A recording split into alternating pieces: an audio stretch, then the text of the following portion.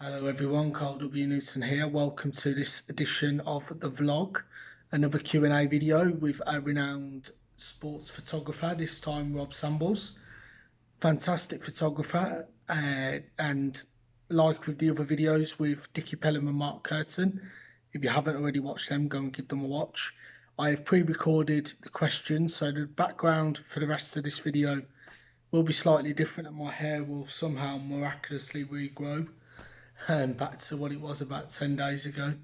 And I hope you enjoyed this Q&A with Rob Sambles. I thank him very much for his time and his efforts in answering these questions. And before we get down to the questions, I'm going to now show you some examples of Rob's work. So yeah, I'll catch you on the other side.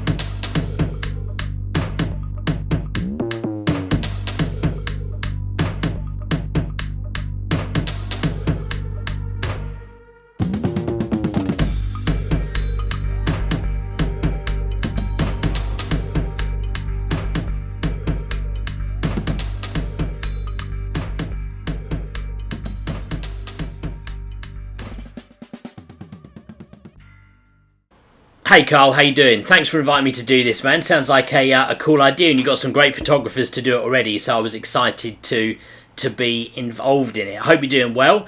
So yeah, look, man, you sent me through some great questions. Let's go through and try to answer those for you. So my first question is, what is the best bit of advice a pro sports photographer gave you while you were up and coming and learning the ropes? Okay, so cool. What's the best bit of advice a pro gave me as I was coming up? So probably, I think actually, probably not really actually related to the taking of photos. It was more so the other stuff. Someone said to me quite early on, the importance of making sure that you get the grips of all of the other process. By that I mean like the software, the computer, learn how to use photo mechanic, make sure you've got a good workflow from how to take a photo, get it into your laptop, get it captioned, get it edited, and then send it off somewhere, because that process is so important and you want to be able to do it quick. So get the hang of it, learn how to do it, learn all that software, then learn how to do it fast. That's probably the biggest piece of advice that I certainly found useful, that a fellow professional gave me when I was first getting involved in sports photography seriously. My second question, in football, what's your favourite shooting position? Is it on the goal line or is it on the sideline?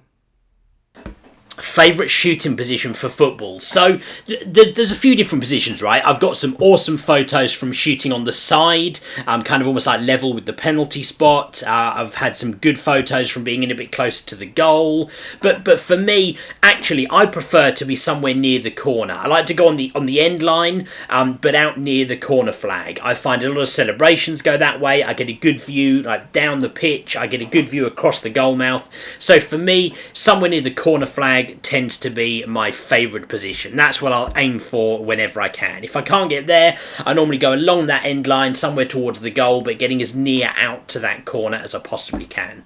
That's my personal favourite. My third question, what is your favourite ever sports photograph? My favourite ever sports photo. That's tough, man. That's tough. I mean, look, there's so many amazing photos, right? Some of the famous things, like some of the famous football celebration ones. The Mo Farah, like crossing the line in London 2012. That was cool. Probably, for me, actually, my favourite one, and in fact, the only sports photo that I actually have on the wall of my house is a photograph taken by Andy Bernstein, who's a very famous basketball NBA photographer. And that is a photo of Kobe Bryant, who sadly passed away, fairly recently. Real shame. I've always been a fan of him, and actually had this photo on my wall before he passed away. But it's a photo of him jumping, doing like a reverse dunk, and for me, it kind of it encapsulates everything about basketball photography and about him as a player. The kind of raw athleticism that he had when he first started coming into the NBA and playing the game. Love that photo. One of my favourites, and like I said, pretty much the only photo taken by someone else anyway that I have on the wall of my house. So that'd be my favourite.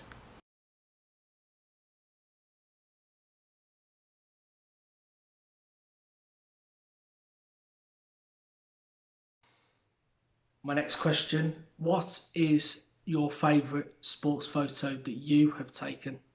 The favourite photo that I've taken. Right, I'm going to go a bit outside the box here, right? Because actually, for me, the favourite sports photo that I've ever taken, I mean, I've taken some great ones, that I feel are great anyway.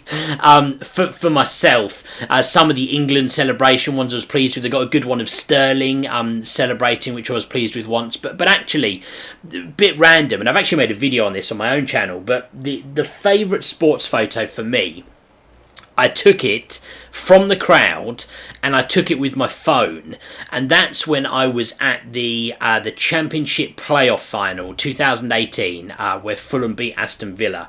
Lifelong Fulham fan.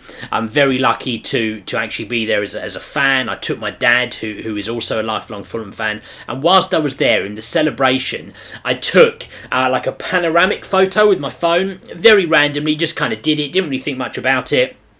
And afterwards I was looking at it. It was a messy photo, but I did a bit of editing, converted it to black and white. And for me, it just captures the emotion and that moment and that memory. And actually, we've got it on the wall in our hallway by the stairs. And every time I walk past it, I look at it and I remember that awesome day. So very random choice, I know. But for me, that is the favourite photo that I have taken at a sports event, and I wasn't even there to photograph the event, but that's my favourite one, man. Good question, I like that one.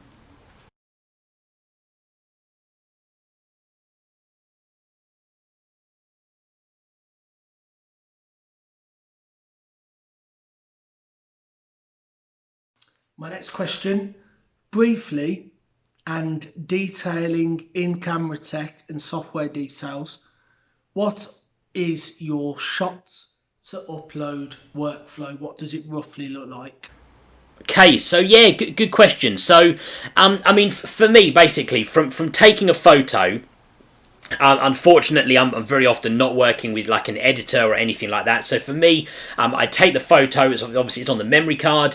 On the back of the camera, I will lock the photos that I want, that I think are the best ones, into the laptop. My photo mechanic is set up so it automatically ingests only those locked photos. I then have to do a bit of captioning on them, crop them, very simple edit. My workflow, I actually then move those into Lightroom. A lot of people will go to Photoshop. I actually go to Lightroom, a couple of little tweaks, and then I either export them from there directly to an FTP server, Sometimes, depending on the job I'm doing, I might export them onto my laptop and then send them via Dropbox or again via an FTP or even email, depending on the job and what the person I'm working for wants. But that's very simply the workflow. Ideally, and I have done a couple of times when you're working with an editor, where you literally can send them direct to an editor and then they do all that captioning and editing and exporting part for you. But unfortunately for me, that's very, very rare. 9 times out of 10, I'm doing it all myself pitch side. And like I said